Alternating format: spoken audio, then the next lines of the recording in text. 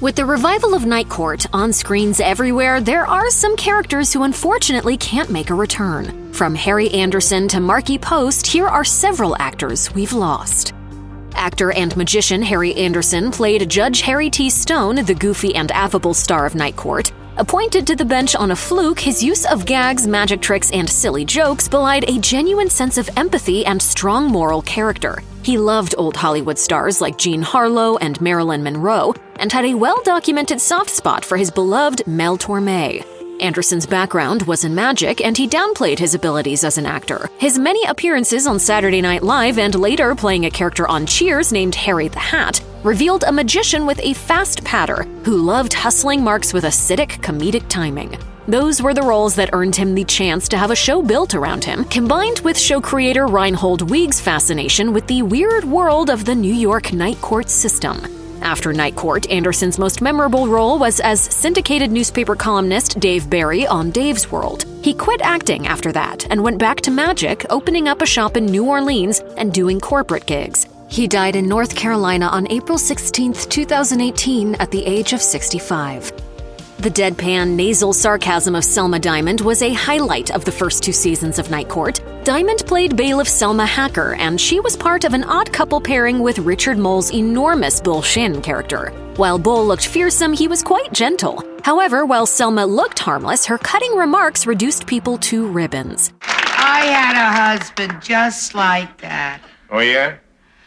Yeah, I had to shoot him too.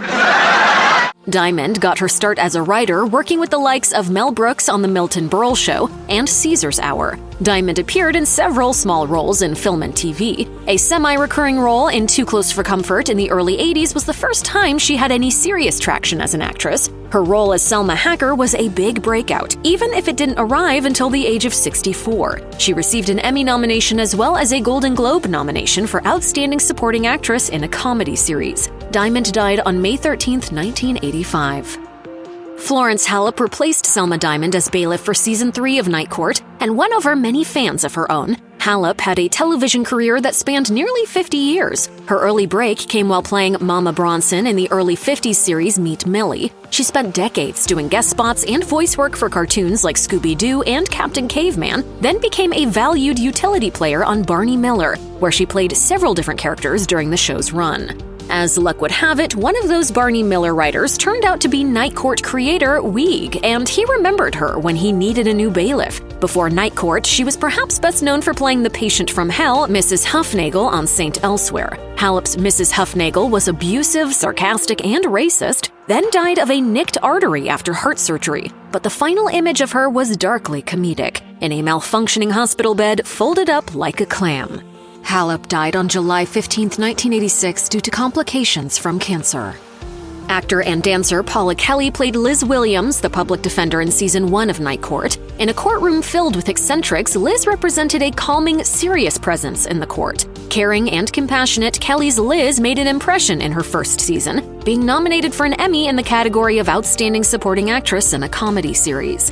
Kelly had a long career on Broadway, originating the role of Helene in Sweet Charity. From there, she switched from musicals and dancing to drama, appearing in grim early 70s science fiction classics like Soylent Green and The Andromeda Strain.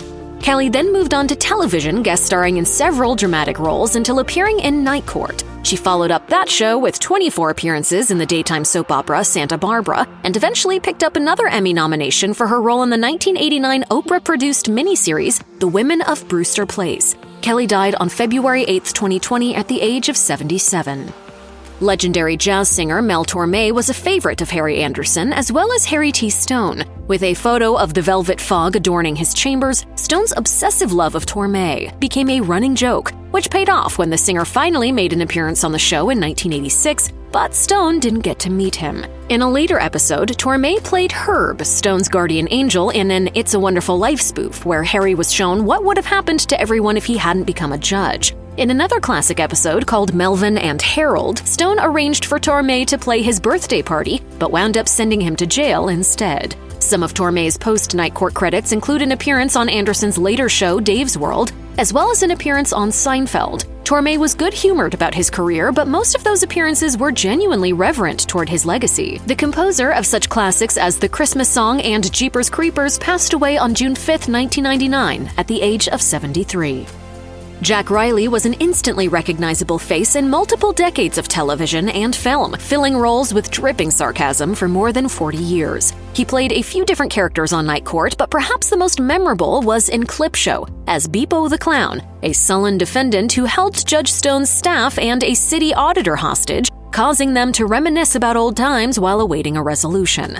Riley also played Dr. Flick, a sarcastic surgeon who operated on Dan. The popular, versatile character actor had become best known for playing Bob Newhart's antisocial, neurotic patient Elliot Carlin in The Bob Newhart Show. He later reprised the character on shows like St. Elsewhere and Elf. In his later years, he populated such beloved shows as Punky Brewster, Gimme a Break, and Different Strokes, then won over a new generation of fans as the voice of Stu Pickles on the Rugrats. The legendary Jack Riley, a veteran of nearly 200 film and TV roles, died on August 19, 2016 at the age of 80.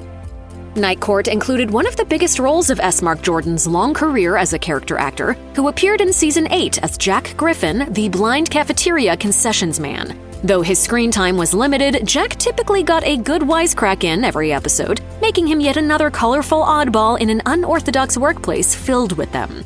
$2 for a pack of stale licorice. I love guilt.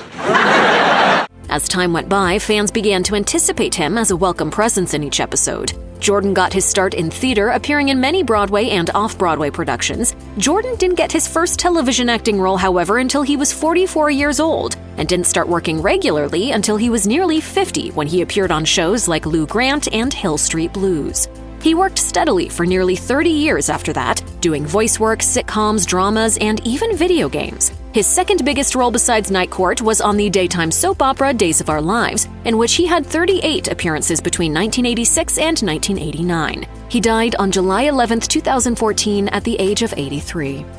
Martin Garner was another character actor with a familiar, friendly face who got a moment to shine on Night Court. He played Bernie, the newsstand vendor in the cafeteria who was attracted to Selma. She was totally uninterested in his advances, but that didn't stop him from trying. A classic character actor, he was another person on Night Court with a theater background. However, he became best known for his many television appearances, starting in 1974 and continuing up through 1993. Sitcoms, dramas, action shows, and cutting-edge television such as It's Gary Shandling's Show were all on Garner's resume. But perhaps his finest moment came when he got to play Russian Premier Mikhail Gorbachev on the Super Mario Bros. Super Show.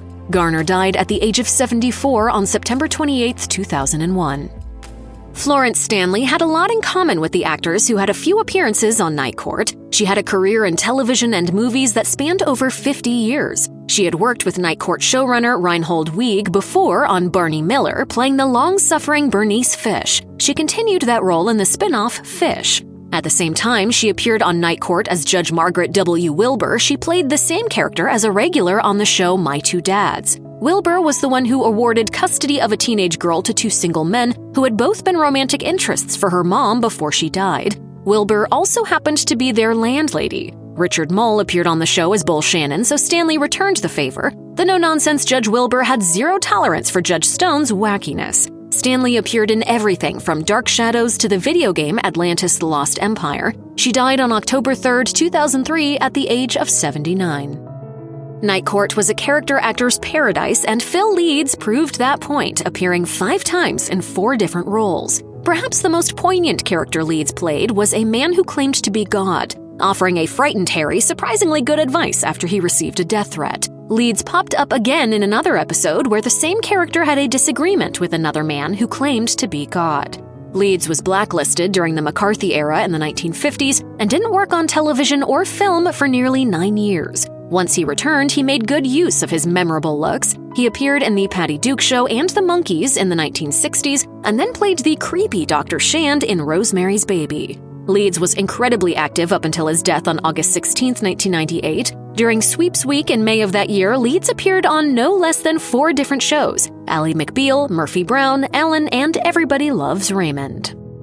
Jason Bernard only appeared in 2 episodes of Night Court, but they were both very memorable. As Judge Robert T. Willard, he demanded that new Judge Stone join their fraternity of judges. Willard soon learned that Stone's methods weren't exactly orthodox. He was so displeased by Stone in general that he had him hauled before the Judicial Review Board and tried to have him removed.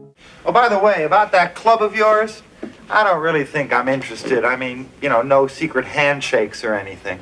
Bernard had a serious and authoritative presence. As a result, he often played authority figures throughout his 30-year career. That included judges, mayors, teachers, lawyers, doctors, military officers, police officers, and ministers. It also included films like Liar Liar and War Games, as well as a series of memorable appearances on Cagney and Lacey. Bernard died on October 16, 1996, of a heart attack. He was 58 years old at the time of his death. Throughout 8 of the show's 9 seasons, Charlie Robinson added a steadying presence as court clerk Macintosh Mac Robinson, whose easygoing demeanor and droll sense of humor allowed him to own some of the funniest moments in the series simply by exuding an aura of normalcy in a sea of colorful chaos. At the end of the show, Mac left to go to film school, which is somewhat fitting since Robinson, who'd already enjoyed a prolific career before landing the role, continued working steadily in the decades that followed. Although much of Robinson's resume includes single-episode stints on various television shows, some of his more memorable roles include an appearance in the 1996 film Set It Off and a one-episode stop on How I Met Your Mother. Robinson's final screen appearances came in the 2020 Freeform series Love in the Time of Corona. In July 2021, he died at the age of 75 from cardiac arrest and organ failure caused by cancer.